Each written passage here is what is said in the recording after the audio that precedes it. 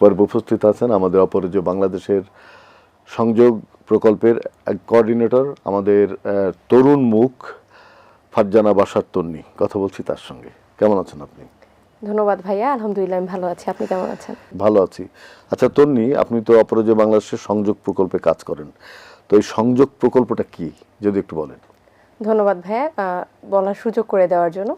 সংযোগ প্রকল্পটি মূলত কাজ করছে জামালপুর ব্রথেলের যে মহিলারা আছে তাদেরকে নিয়ে। সংযোগ প্রকল্প কাজ শুরু করেছে গত 2 বছর ধরে, কিন্তু আমরা বিগত 20 বছর ধরে জামালপুরে ব্রথেল নিয়ে কাজ করছি এবং 267 জন শিশুকে আমরা সেখান থেকে আমাদের শেল্টার হোমে রেখে তাদের পড়াশোনা শিখিয়েছি এবং তাদেরকে জীবনমান উন্নয়নের জন্য বিভিন্ন ট্রেনিং এর মাধ্যমে বিভিন্ন পেশায় নিযুক্ত করা হয়েছে। তাদের যে জীবনমান উন্নত হচ্ছে, তারা সেটা ধারাবাহিক ভাবে তারা এগোতে পারছে কিনা, নাকি আবার পূর্বের পেশায় ফিরে যাচ্ছে, সেটা মনিটরিং করেন কিনা আপনারা? জি, আমরা যেটা করছি, আমরা যে শিশুদেরকে শেল্টার হোমে রাখছি তাদের একটা মনিটরিং প্রসেস আছে। এই শিশুগুলো তাদের পড়াশোনা শেষ করে আমরাই তাদেরকে চাকরির ব্যবস্থা করে দিচ্ছি এবং সেখানে আমরা 6 মাস থেকে 1 বছর তাদেরকে ফলো আপ করছি যে তারা চাকরিটা করে যেতে পারছে কিনা। এবং এমন হয়েছে যে আমাদের শিশুরা এখান থেকে নার্সিং পাস করেছে, তারা এখন নার্সিং পেশায় আছে। তো এটা একটা ফলো আপ প্রসেসে আমরা সবসময় থাকি। এরকম কি কখনো হয় যারা ওই যে পেশায় আপনি বললেন যে যেসব যৌনকর্মীরা এইসব পেশায় থাকে, তারা কি নতুনভাবে জীবনযাপনের দিকে আগ্রহী হয়? আমরা যখন প্রজেক্টটা শুরু করি, আমরা একটা গবেষণার মাধ্যমে শুরু করি। আমরা মূলত জানতে চাই যে ওই অবস্থার ওই এলাকার মানুষের আসলে নিডটা কি আছে। তো তখন আমরা যখন জামালপুরের ব্রথেলের কমিউনিটির নারীদের সাথে কথা বলি, তখন আমরা জানতে পারি তাদের যে অধিকারটা, মৌলিক অধিকার, সেটাই তারা পাচ্ছে না। এবং সেই অনুযায়ী আমরা কাজগুলো শুরু করি। তাদেরকে এনআইডি করে দেওয়া, তাদের বার্থ রেজিস্ট্রেশন করে দেওয়া, তাদেরকে ন্যূনতম মাত্র 10 টাকা মূল্যে আমরা তাদের ব্যাংক অ্যাকাউন্ট ওপেন করে দিয়েছি যেন তারা সঞ্চয়মুখী হতে পারে এবং তারা তাদের এই জীবনটা থেকে বের হয়ে স্বাভাবিক জীবনে ফিরে আসতে পারে। এবং এছাড়াও আমরা 15 জন নারীকে ভোকেশনাল ট্রেনিং এর মাধ্যমে ব্যবসার ব্যবস্থা করে দেই এবং তারা বর্তমানে সেখানে এস্টাবলিশড তাদের ব্যবসাগুলো নিয়ে। তা আপনি এইভাবে কতজন মানুষকে টার্গেট করেছেন যে আমরা এতজন মানুষকে, এতজন যৌনকর্মীকে আমরা মুক্ত করে নতুন জীবনে নিয়ে আসবো? বর্তমানে আমরা 15 জন নিয়ে কাজ করলেও আমাদের ইচ্ছা আছে সেই যৌনপল্লী যত নারীরা আছে এবং তারা যেহেতু আগ্রহ প্রকাশ করেছে, আমাদের গবেষণা বলছে 93.5% নারী তারা চাচ্ছে জীবনযাপনের জন্য অল্টারনেটিভ একটা কাজ, যে কাজটা করে তারা তাদের জীবনযাপন করতে পারবে। এই যৌনকর্মীদের নিয়ে একটা অসাধারণ উপন্যাস আছে, এই উপন্যাসটা যদি আপনি পড়েন আপনার খুব উপকার হবে, এই কথাটা বলতে চাইছিলাম আমি। রিজিয়া রহমানের রক্তের অক্ষর, আচ্ছা, এই বইটা আপনি পড়বেন, পড়লে আপনি দেখবেন যে সেখানে যৌনকর্মীদের কীরকম অবর্ণনীয় দুর্দশার মধ্যে তারা জীবনযাপন করে। সেখান থেকে মুক্ত করবার জন্য যে প্রয়াস আপনার এবং এই অপরাজেয় বাংলাদেশে, সেটি আমরা খুবই মানে অসম্ভব ভালো লাগছে আমার। মানুষকে ভালো না বাসলেও তো এই কাজ করা যায় না। তো আপনি নিশ্চয়ই ভালোবেসে এই কাজটি করছেন। জি ভাইয়া, এটা ভালোবেসে করছি এবং আমার ইচ্ছা আছে আমি যতদিন সুযোগ পাবো এবং নিজের থেকেও যদি সুযোগ থাকে আমি তাদেরকে নিয়ে কাজ করতে চাই। আচ্ছা, এর বাইরেও ধরুন নারী এবং শিশু পাচার হয়ে যায় আমাদের দেশের বাইরে থেকে, ওদের জন্য আপনাদের কোনো চিন্তা আছে কিনা? যে সকল শিশুরা পাচারের শিকার হয় আমরা তাদেরকে পুনরুদ্ধার করে আমাদের শেল্টার হোমগুলোতে রাখি এবং পরবর্তীতে তাদের পরিবারে ফিরিয়ে দেওয়ার জন্য আমরা চেষ্টা করে থাকি এবং তারা যেন তাদের জীবনে প্রতিষ্ঠিত হতে পারে সেই জন্য আমরা তাদেরকে কর্মসংস্থানের ব্যবস্থা করে দিয়ে থাকি। এটা দুর্দান্ত কাজ করেন আপনারা। তো আপনি তো ভালোবেসে কাজটা করছেন, আপনার ভালোবাসার রংটা কি? নীল। ব্লু। অসাধারণ, আমারও প্রিয় রং ব্লু। অনেক ধন্যবাদ আপনাকে তন্নি। শুধু দর্শক, তন্নি মানুষকে ভালোবেসে এবং নারী এবং শিশুদের প্রতি তার যে সহমর্মিতা, আজকে তিনি বললেন আমাদের তরুণরা যদি এগিয়ে আসে তাহলে আমার বিশ্বাস আমাদের দেশে যে অসম্ভব কষ্ট এবং দুঃখজনক একটা পেশা, সেই পেশা থেকে মুক্ত হয়ে মানুষ আবার সুন্দর জীবনে ফিরে আসতে পারবে। অনেক ধন্যবাদ আপনাকে। ধন্যবাদ ভাইয়া আপনাকে এবং এটিএন বাংলাকে আমাকে আমার প্রজেক্ট সম্পর্কে বলার সুযোগ তৈরি করে দেওয়ার জন্য। প্রিয় দর্শক, আপনারা দেখছেন এটিএন বাংলার অপরাজেয় বাংলাদেশ এবং ডাইনামিক গ্রুপ নিবেদিত সবার জন্য অনুষ্ঠান। আমরা এতক্ষণ ছিলাম ভালোবাসার রং পর্বে, এবারে যাব আবৃত্তি পর্বে। এই পর্বে উপস্থিত আছেন আমাদের দেশের বিশিষ্ট আবৃত্তি শিল্পী ফারজানা এলি। কথা বলছি তার সঙ্গে। এলি, কেমন আছেন? ভালো আছি আলহামদুলিল্লাহ, আপনি কেমন আছেন? আছি ভালো। আমাদের প্রকৃতিতে এখন শীত, একদম। তো আমরা জানি যে এবার একটু শীত বেশি পড়ছে। অনেকের ধারণা ছিল যে শীত হয়তো এবার নাও আসতে পারে, কিন্তু এবার যে একটা প্রকোপ শীতের, এবং সেই শীতের সময় আমরা আমাদের বাংলা কবিতায় কবিরা কিভাবে শীতকে তুলে এনেছেন এবং শীতের যে একটা প্রাকৃতিক রূপ আছে সেই রূপটা তারা কিভাবে তুলে ধরেছেন সেটা আমরা কবিতার মধ্যে দিয়ে বেশি করে পাই। আপনি আজকে কার কবিতা পড়বেন? আমি যেহেতু আজকে মানে শীত, সেই জন্য আমি জীবনানন্দ দাশের একটি কবিতা পড়তে চাই প্রকৃতি নিয়ে। সারাটি রাত্রি তারাটির সাথে তারাটিরই কথা হয়। জীবনানন্দ দাশ। দুটো চোখ ঘুমে ভরে, ঝরা ফসলের গান বুকে নিয়ে আজ ফিরে যাই ঘরে। ফুরায়ে গিয়েছে যা ছিল গোপন, স্বপন কদিন রয়। এসেছে গোধূলি গোলাপি বরণ, এ তবু গোধূলি নয়। সারাটি রাত্রি তারাটির সাথে তারাটিরই কথা হয়। আমাদের মুখ সারাটি রাত্রি মাটির বুকের পরে, চোখ দুটো ঘুমে ভরে। কেটেছে যে নিশীথের, এতদিন তবু অন্ধকারে পাইনি তো কোনো টের। দিনের বেলায় যাদের দেখিনি এসেছে তাহারা সাজে, যাদের পাইনি পথের ধুলায় ধোয়ায় ভিড়ের মাঝে। শুনেছি স্বপনে তাদের কলসি ছলকে কাঁকন বাজে। আকাশের নিচে তারার আলোয় পেয়েছি যে তাহাদের, কেটেছে যে নিশীথের, দুটো চোখ ছিল জেগে। কতদিন যেন সন্ধ্যা ভোরের নটকান রাঙা মেঘে, কতদিন আমি ফিরেছি একলা মেঘলা গাঁয়ের খেতে। ছায়া ধূপে চুপে ফিরিয়াছি প্রজাপতিটির মতো মেতে। কতদিন হায় কবে অবেলায় এলোমেলো পথে যেতে, ঘোর ভেঙে গেল খেয়ালের খেলা ঘরটি গেল যে ভেঙে। চোখ দুটো ঘুমে জেগে, চোখ দুটো ঘুমে ভরে। ঝরা ফসলের গান বুকে নিয়ে আজ ফিরে যাই ঘরে। ফুরায়ে গিয়েছে যা ছিল গোপন, স্বপন কদিন রয়। এসেছে গোধূলি গোলাপি বরণ, এ তবু গোধূলি নয়। সারাটি রাত্রি তারাটির সাথে তারাটিরই কথা হয়। আমাদের মুখ সারাটি রাত্রি মাটির বুকের পরে, চোখ দুটো ঘুমে ভরে, চোখ দুটো ঘুমে ভরে। কি অসাধারণ কবিতা! সারাটি রাত্রি তারাদের সাথে তারাদের কথা হয়।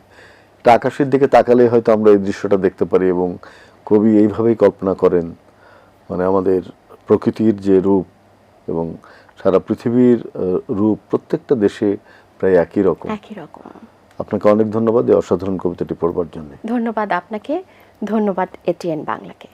শুধু দর্শক, আপনারা দেখছেন এটিএন বাংলার অপরাজেয় বাংলাদেশ এবং ডাইনামিক গ্রুপ নিবেদিত সবার জন্য অনুষ্ঠান। আমরা এতক্ষণ ছিলাম আবৃত্তি পর্বে, এবারে যাব সাম্প্রতিক ভাবনা পর্বে। প্রিয় দর্শক, এটিএন বাংলার অপরাজেয় বাংলাদেশ এবং ডাইনামিক গ্রুপ নিবেদিত সবার জন্য অনুষ্ঠানের সাম্প্রতিক ভাবনা পর্ব। এই পর্বে উপস্থিত আছেন অপরাজেয় বাংলাদেশের সম্মানিত পরিচালক প্রোগ্রাম হুমায়ুন কবির। কথা বলছি তার সঙ্গে। কেমন আছেন আপনি? জি আছি, আলহামদুলিল্লাহ। ভালো আছেন আপনি? ভালো আছি। আমরা জানি যে আপনারা নতুন কিছু কার্যক্রম হাতে নিয়েছেন এবং সেই কার্যক্রমের মধ্যে সবচেয়ে বড় যে কার্যক্রম সেটা হলো তারুণ্যের ক্ষমতায়ন। রাইট। তো এটা আপনারা এই কর্মসূচিটা কিভাবে বাস্তবায়ন করছেন? আপনি যে কোশ্চেনটা বলেছেন এটা আমি আসি, তার আগে একটু আমি অপরাজেয় বাংলাদেশের কথা বলতে চাই। বিশেষ করে অপরাজেয় বাংলাদেশ 30 বছর অতিবাহিত করলো এই সুবিধা বঞ্চিত শিশুদের জীবনমান উন্নয়নের এই কাজ করতে করতে। আমরা এই অপরাজেয় বাংলাদেশ থেকে প্রায় লক্ষ লক্ষ ছেলে মেয়েদেরকে আমরা তাদের জীবনমান উন্নয়নের জন্য আমরা কাজ করেছি। বিশেষ করে তাদেরকে বিভিন্ন ধরনের ট্রেনিংয়ের মাধ্যমে তারা যেন নিজের পায়ে দাঁড়াতে পারে, এই কাজগুলো আমরা করেছি। আমাদের অনেক ছেলে মেয়ে বিভিন্ন ট্রেডে আমরা কাজ করছে, ভোকেশনাল ট্রেনিংয়ে দেশের বাইরে তারা কাজ করছে। পাশাপাশি এই অপরাজেয় বাংলাদেশ থেকে আমাকেও দেশে এবং দেশের বাইরে বিভিন্ন ট্রেনিং আমি পেয়েছি, আজকে এই পজিশনে আছি।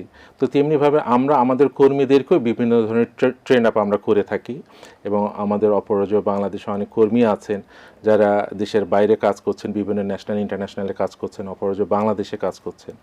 তো সেই সুযোগটা অপরাজেয় বাংলাদেশ আমাদেরকে দিয়েছে এবং আমরা এটাও বিশ্বাস করি যে আমাদের যে সমস্ত শিশুরা যাদেরকে আমরা তাদের জীবনমান উন্নয়নের জন্য আমরা কাজ করছি, তারাও কিন্তু আমাদের এখন কর্মী, আমাদের কলিগস। হ্যাঁ, এই ট্রেন্ডটা, এই বিশ্বাসটা আমাদের মাঝে আছে। তো আমি মূলত অপরাজয় বাংলাদেশের সব প্রকল্পগুলোই দেখি অ্যাজ এ ডাইরেক্টর প্রোগ্রাম হিসাবে। পাশাপাশি আমি দুটো বড় প্রজেক্ট দেখি, safe digital space for girls and youth and space to lead. আমাদের এই প্রকল্পের একটা আছে যে বর্তমান ডিজিটালাইজেশনের যুগ, হ্যাঁ, সবাই এআই ইউজ করছে, হ্যাঁ, এরপরে হচ্ছে ফ্রিল্যান্সিংয়ের কাজ করছে। আমরা গ্রামীণ ফোন প্ল্যান ইন্টারন্যাশনালের মাধ্যমে আমরা প্রায় 2 লাখ ছেলে মেয়েদেরকে আমরা এই ট্রেনিংটা দিয়েছি, হ্যাঁ। এখানে আমরা তাদেরকে ই মার্কেট প্লেস খুলে দিয়েছি। তারা এই মার্কেট প্লেসে তারা কিন্তু বিভিন্ন ধরনের বিজনেস করছে এবং সেটা আবার গ্রামীণ ফোন তাদেরকে বিভিন্নভাবে উৎসাহিত করছে। তারাও তাদেরকে গ্রামীণ ফোন একাডেমির মাধ্যমে ট্রেনিং দিচ্ছে। তো এই কাজটা আমাদের চলমান থাকবে। পাশাপাশি আমরা স্পেস টু লিড যে প্রজেক্টটা আমরা বাস্তবায়ন শুরু করছি, সেটা আপনি যেটা বললেন তরুণদের ক্ষমতায়ন, আমরা ঠিক তরুণদের ক্ষমতায়নের জন্য এই কাজটা আমরা করছি। যে আমরা বিভিন্ন লোকেশনে বাংলাদেশে প্রায় 27টা উপজেলায় এবং 6টা ডিস্ট্রিক্টে আমরা এই কাজটা করব। সেখানে যে সমস্ত যুব তারা যেন নিজের কথা বলতে পারে, নিজেকে সমাজে নেতৃত্ব দিতে পারে, এটার জন্য তারা বিভিন্ন ধরনের প্রশিক্ষণ আমরা তাদেরকে দিব এবং পাশাপাশি তারা যেন সেলফ ডেভেলপমেন্ট যে ট্রেনিংগুলো আছে আমরা তাদেরকে দিব, যেমন প্রান্তিক জনগোষ্ঠীরা তারা এই সুযোগটা পাবে এবং সামনের দিকে তারা এগিয়ে যাবে। এআই কিন্তু একটা বড় চ্যালেঞ্জ এখন মানব সভ্যতার জন্য। অনেক ফেক জিনিসও মানুষকে বিশ্বাস করে নিতে হচ্ছে যে এটা সত্য। এর খারাপ এবং ভালো দিক আছে। আমরা যদি ভালো দিকটা ব্যবহার করি, তারুণ্যের শক্তিকে আমরা জাগরিত করতে পারবো। আরেকটা বিষয় হচ্ছে, অপরাজয় বাংলাদেশ দীর্ঘদিন থেকে নারী এবং শিশুর ক্ষমতায়ন নিয়ে কাজ করছে। তো নারীর অধিকার প্রতিষ্ঠার ক্ষেত্রে, শিশুর অধিকার প্রতিষ্ঠার ক্ষেত্রে আপনারা সামনে এগোচ্ছেন ঠিকই, কিন্তু এখন কিন্তু সমাজ থেকে নারীর প্রতি সহিংসতা, শিশুর প্রতি যে নির্যাতন, সেটা কিন্তু এখনো পর্যন্ত বন্ধ হয়নি। আপনারা রাষ্ট্রের যে আইনি সহায়তা সেটা হয়তো অনেক অংশে পাওয়া যাচ্ছে, আবার সবসময় যে আপনারা সমাজের এবং রাষ্ট্রের কাছে সহযোগিতা পাচ্ছেন তাও হয়তো নয়। তো এই বিষয়টা আপনারা কিভাবে দেখছেন? ধন্যবাদ স্ট্যালিন ভাই। সো অনেক বড় কোশ্চেন। তো আমরা অপরাজয় বাংলাদেশ আমাদের বিভিন্ন ধরনের আমরা প্রকল্প বাস্তবায়ন করে থাকি এবং সবগুলো এনজিও অ্যাফেয়ার্স ব্যুরোর মাধ্যমে অ্যাপ্রুভাল হয়ে আসে, যেখানে প্রতিটা প্রোগ্রামের কিছু না কিছু থিম থাকে। আমরা একটা প্রকল্প আমরা বাস্তবায়ন করছি, ওটা কন্টিনিউ করছি, আমরা লিগ্যাল এইড সাপোর্টটা আমরা দিচ্ছি, যেখানে আপনাদের ইয়ুথ, উইমেন, চিলড্রেন তারা যে এলাকায় থাকুক না কেন, ওরা যখন কোনো আইনের সংস্পর্শে সংঘাতে আসে, যখন তার মামলার ক্ষেত্রে যেতে হয়, তখন আমরা ওই শিশুটাকে বাংলাদেশ সরকারের যে বিনা পয়সা আইনি সহায়তা আমরা ওই প্রোগ্রামের সাথে আমরা লিঙ্কেজ করে দিচ্ছি। আমরা যে সমস্ত ছেলে মেয়েদেরকে ভোকেশনাল ট্রেনিং, আমরা ভোকেশনাল ট্রেনিংয়ের দিকে দিচ্ছি, মানে যার যে মানে উইংসগুলো যেগুলো আছে, আমরা কিন্তু এটাকে সর্বোচ্চ চেষ্টা করছি। এখন সরকার তো একাই অনেক প্রোগ্রাম আছে, এটা সরকার এবং বেসরকারি উন্নয়ন যে সমস্ত সংস্থা আছে যৌথভাবে কাজটা হচ্ছে। হয়তো কখনো কাজটা একটু বেগবান হয়, কখনো দেখা গেল যে বর্তমান পরিস্থিতিতে, হ্যাঁ, তো এটাও একটা কিছু না আপ ডাউন হচ্ছে। হয়তো যখন আমরা নতুন সরকার পাবো তখন এই কাজটা আমরা আরও ভালোভাবে এক্সপ্যান্ড করতে পারবো সারা বাংলাদেশে। এটা আমি মনে করি। আপনাদের ভবিষ্যৎ পরিকল্পনা কি? আমাদের ভবিষ্যৎ পরিকল্পনা ক্লিয়ার। আমাদের স্ট্র্যাটেজিক প্ল্যান আছে 2030 সাল পর্যন্ত। আমাদের যে এসডিজি গোল আছে, আমাদের এসডিজি 1, 3, 4, 5, 6 সাস্টেইনেবল ডেভেলপমেন্ট গোল যেটা, রাইট, হ্যাঁ। তো এসডিজি যে গোলগুলো আছে, এই গোলগুলোকে অ্যাচিভ করার জন্য আমরা বিভিন্ন উইংসে আমরা কাজ করছি। এখন বর্তমানে আমাদের মেইন ম্যান্ডেটরি যেটা হচ্ছে তারুণ্যর জয়ধ্বনি, মানে যেটা তারুণ্য যারা থাকবে, তরুণদের এম্পাওয়ারমেন্ট, হ্যাঁ, তারা সামনে যাবে এবং তারা তাদের নিজেদের কথা বলতে পারবে, নিজেদের অধিকারের কথা বলতে পারবে। এটার জন্য আমরা যে আপনি যেটা বললেন না, যে আমাদের যে ডিজিটালাইজেশনস, যেটা আমরা দেশে এবং দেশের বাইরে আমরা এটা কাজে লাগাতে পারবো। প্রতিটা জিনিসের ভালো মন্দ আছে, যে ভালো যেটা হবে যার ওর উন্নয়নের জন্য, সেটা যেন সে কাজে লাগে, ক্ষমতায়নের জন্য যেটা ভালো সেটা আপনারা করবেন। রাইট, সেটা আমরা তাদের। অনেক ধন্যবাদ হুমায়ুন কবির ভাই। অপরাজয় বাংলাদেশের সঙ্গে আপনি আছেন, আমরা বিশ্বাস করি যে এই প্রতিষ্ঠানটি দীর্ঘদিন থেকে মানুষের জন্য কাজ করছে, বিশেষ করে নারী এবং শিশুর অধিকারের জন্য কাজ করছে এবং আবার নতুন যুক্ত হচ্ছে তারুণ্যের ক্ষমতায়ন, সেটিও নিশ্চয়ই আপনারা সাকসেসফুল। Right right. আমি তো ভাই যখন আমি পড়াশোনা শেষ করেছি, পড়াশোনা শেষ করে অপরাজয় বাংলাদেশে, এবং অপরাজয় বাংলাদেশের কাজটাকে ভালো লাগছে জন্য আজকে 20 বছর এখানে দিছি। আর আমিও চাই যে নেক্সট আমার জীবনের শেষ পর্যন্ত আমি সংস্থার সাথে থাকবো। আমি যেরকম নিজেকে ডেভেলপ করছি, আমারও আশা, আমারও ভীষণ মিশন যে আমার প্রতিষ্ঠানের মাধ্যমে আমি আমার যে শিশুরা, আমাদের দেশের যে সমস্ত সুবিধা বঞ্চিত মানুষ, তাদের জন্য কাজ করা। এই কাজ করাকে আমি নিজেকে সৌভাগ্যবান বলে অনেক ধন্যবাদ আপনাকে হুমায়ুন Thank কবির, you. আপনি ভালো থাকবেন। Thank you সবাই। অপরাজয় বাংলাদেশ এবং তরুণ ও নারী শিশুদের সঙ্গে থাকবেন। ধন্যবাদ। Thank you. হ্যাঁ, ওকে, আসসালামু আলাইকুম। প্রিয় দর্শক, আপনারা দেখছেন এটিএন বাংলার অপরাজয় বাংলাদেশ এবং ডাইনামিক গ্রুপ নিবেদিত সবার জন্য অনুষ্ঠান। আমরা এতক্ষণ ছিলাম সাম্প্রতিক ভাবনা পর্বে, এবারে যাব জানা অজানা পর্বে। এই পর্বে উপস্থিত আছেন আমাদের দেশের বিশিষ্ট নারী উদ্যোক্তা, রন্ধনশিল্পী, আমাদের সকলের প্রিয় ইশরাত জাহান লাকি। কথা বলছি তার সঙ্গে। কেমন আছেন আপনি? আলহামদুলিল্লাহ ভালো আছি, আপনি ভালো আছেন? আচ্ছা লাকি আপা, আপনি একজন উদ্যোক্তা, আপনি বলুন যে কি পরিবেশ পেলে একজন নারী উদ্যোক্তা সফল হতে পারে? একজন নারী কর্মক্ষেত্রে তার মানে স্বাধীনতাটুকু থাকতে হবে, নিরাপত্তা থাকতে হবে।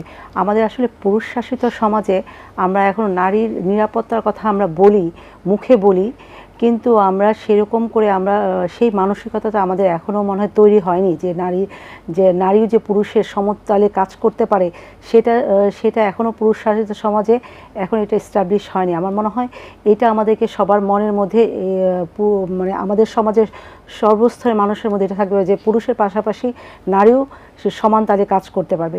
এমন আমরা এখন যে শুনলাম যে আমাদের উপদেষ্টা, প্রধান উপদেষ্টা, উনি একটা ডিক্লেয়ার দিয়েছেন যে নারীরা 5 ঘন্টা কাজ করবে। নারীরা 5 ঘন্টা কাজ করবে, আমার মনে হয় এটা হওয়া উচিত না। নারীরা সমান তালে পুরুষদের সাথেই সে 8 ঘন্টা কাজ করবে, কিন্তু নারীরা 5 ঘন্টা কাজ করবে উনি বলেছেন, তো সে তুলনায় পারিশ্রমিকও কমে যাবে। তো নারীরা যদি পুরুষের পাশাপাশি কাজ করতে পারে, সমান তালে কাজ করতে পারে, তাহলে আমার মনে হয় পারিশ্রমিক কমানোর দরকার নেই। তাহলে নারী যদি সে স্বাবলম্বী হয়, পুরুষের মতো সে যদি ইয়ে করতে পারে, কাজ করতে পারে, তাহলে সে পারিশ্রমিক কম কেন পাবে?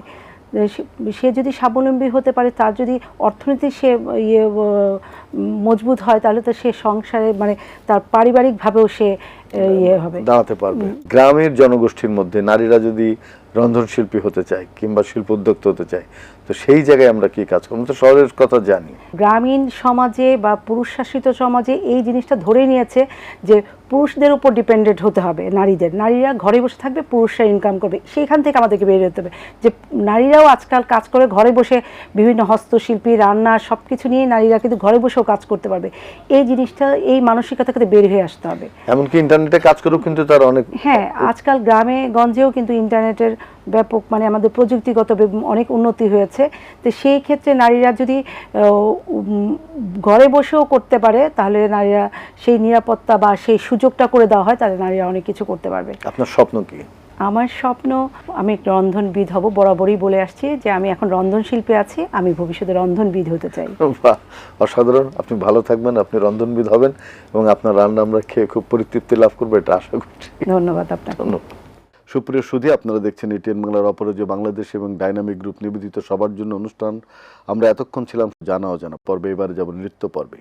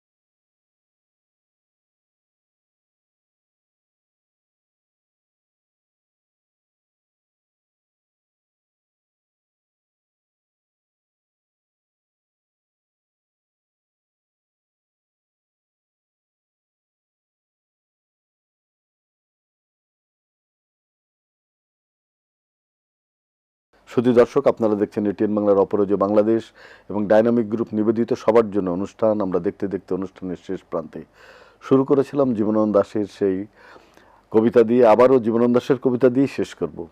বাংলার মুখ আমি দেখিয়াছি তাই পৃথিবীর রূপ খুঁজিতে যায় না আর। আসলে আমরা পৃথিবীর রূপ খুঁজতে যাই না, কিন্তু আজকের এই মুক্ত বিশ্বে আমরা বাংলার মুখ যেরকম দেখব সেরকম বিশ্বের মুখও দেখতে চাই এবং আমরা বিশ্বের বুকে মাথা উঁচু করে দাঁড়াতে চাই সব ক্ষেত্রে। এই প্রত্যাশায় শেষ করব। সবাই ভালো থাকবেন, সুস্থ থাকবেন।